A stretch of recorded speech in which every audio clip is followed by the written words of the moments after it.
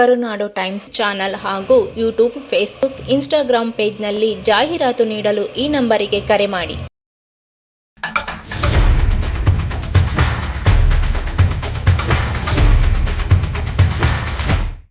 ನಾವು ರಾಮನಗರ ಅಂದ್ರೆ ನಮ್ಮ ಈ ಲೋಕಸಭಾ ವ್ಯಾಪ್ತಿಯಲ್ಲಿ ಬರ್ತಕ್ಕಂಥ ಪ್ರತಿ ವಿಧಾನಸಭಾ ಕ್ಷೇತ್ರಕ್ಕೂ 6 ಬಸ್ಸು ತಂಗುದಾಣ ಮತ್ತು ಒಂದು ಹೈಮಾಸ್ ಲೈಟ್ ಎಲ್ಲ ಕೊಡ್ತಾ ಇದ್ದೀವಿ. ಇವತ್ತು ನಮ್ಮ ರಾಮನಗರ ತಾಲೂಕಿನಲ್ಲಿ ಈ ಕಸಬಾ ಹೋಬಳಿನಲ್ಲಿ ಮೈಗಾನಹಳ್ಳಿನಲ್ಲಿ ಸೇರಿ ಇವತ್ತು ಒಟ್ಟು 3 ತಂಗುದಾಣವನ್ನ ಉದ್ಘಾಟನೆ ಮತ್ತು ಒಂದು ಹೈಮಾಸ್ ಲೈಟು, ಒಂದು ಪಂಚಾಯತಿ ಭವನ, ನಂತರ ಇದಾದ್ಮೇಲೆ ಬಸವ ಜಯಂತಿ ಕಾರ್ಯಕ್ರಮ ಇದೆ. ಅಲ್ಲೇ ಇದಕ್ಕೆ 5 ಲಕ್ಷ ಹಣ. ಇದನ್ನ ಚೆನ್ನಾಗೂ ಮಾಡಿದ್ದಾರೆ. ಅದು ಹೇಳಿ ಅಂದ್ರೆ ಈ ಟೈಲ್ಸು ಇವೆಲ್ಲ ಹಾಕಿದ್ರೆ ಸುಮ್ಮನೆ ಹಾಳಾಗುತ್ತೆ. ಈಗ ಸಿಮೆಂಟ್ ಹಾಕಿ ಮಾಡಿರೋದ್ರಿಂದ ಶಾಶ್ವತವಾಗಿ ಉಳಿಯುತ್ತೆ. ಸೊ ಅದರಿಂದ ನಾವು ಒಟ್ಟಾರೆ ನಮ್ಮ ಕ್ಷೇತ್ರದಲ್ಲಿ ಕಳೆದ 1.5 ವರ್ಷದಲ್ಲಿ ನಮ್ಮ ಲೋಕಸಭಾ ವ್ಯಾಪ್ತಿನಲ್ಲಿ ನಾನು ಸುಮಾರು 65 ತಂಗುದಾಣ ಕೊಟ್ಟಿದೆ.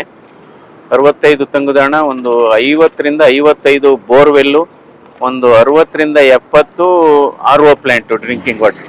ಸೊ ಅಂದ್ರೆ ಹೆಚ್ಚು ಪ್ರಾಮುಖ್ಯತೆ ಕೊಡ್ತಾ ಇರೋದು ನಾವು ಕುಡಿಯುವ ನೀರಿಗೆ. ಯಾಕೆಂದ್ರೆ ಕುಡಿಯುವ ನೀರು ಶುದ್ಧವಾಗಿರಬೇಕು. ಕುಡಿಯುವ ನೀರು ಶುದ್ಧವಾಗಿದ್ರೆ ಆರೋಗ್ಯ ಚೆನ್ನಾಗಿರುತ್ತೆ. ಆ ಪರಿಕಲ್ಪನೆಯಲ್ಲಿ ಸುಮಾರು 50 ರಿಂದ 60 ಬೋರ್ವೆಲ್ ಹಾಕ್ಸಿದೀವಿ ಮತ್ತು ಒಂದು 60 ರಿಂದ 70 RO ಪ್ಲಾಂಟ್, ಶುದ್ಧ ಕುಡಿಯುವ ನೀರಿನ ಘಟಕ. ನಂತರ ಕೆಲವು ಕಡೆ ಹೈಮಾಸ್ ಲೈಟ್ ಇದೆಲ್ಲ ಮಾಡ್ತಾ ಇದ್ದೀವಿ. ಇನ್ನು ಅಮೃತ್ ಭಾರತ್ ಯೋಜನೆಯಡಿ ಒಂದು 2 ಕೆರೆಗಳ ಅಭಿವೃದ್ಧಿ ಆಗ್ತಾ ಇದೆ. ಒಂದು ಹಾರೋಳ್ಳಿ ಕೆರೆ, ಇನ್ನೊಂದು ಬಿಡದಿ ಕೆರೆ, ಈ ರೀತಿ ಆಗ್ತಾ ಇದೆ. ಮತ್ತು ಹೈವೇನಲ್ಲಿ ಈಗ ನಮ್ಮ ಬೆಂಗಳೂರು ಟು ಮೈಸೂರು ಈ ಎಕ್ಸ್ಪ್ರೆಸ್ ಹೈವೇ ಏನಿದೆ, ಎಂಟ್ರಿ ಆ್ಯಂಡ್ ಎಕ್ಸಿಟ್ ಪಾಯಿಂಟ್ಗಳದು ಆ ಕಾಮಗಾರಿನೂ ಇನ್ನೇನು ಶುರುವಾಗುತ್ತೆ. ಅದು 712 ಕೋಟಿ ವೆಚ್ಚದಲ್ಲಿ, ಅಂದರೆ ನಮ್ಮ ಈ ಪಂಚಮುಖಿ ಗಣೇಶ ಇದೆಯಲ್ಲ ಅಲ್ಲಿಂದ ಹಿಡಿದು ಅಲ್ಲಿ ಮೈಸೂರು ಕೊಲಂಬಿಯೇಷ, ಅಫ್ಕೋರ್ಸ್ ಈಗ ಮಣಿಪಾಲ್ ಆಸ್ಪತ್ರೆ ಅಂತಾರೆ, ಅಲ್ಲಿ ತನಕ ಸುಮಾರು ಎಂಟ್ರಿ ಎಕ್ಸಿಟ್ಗಳು.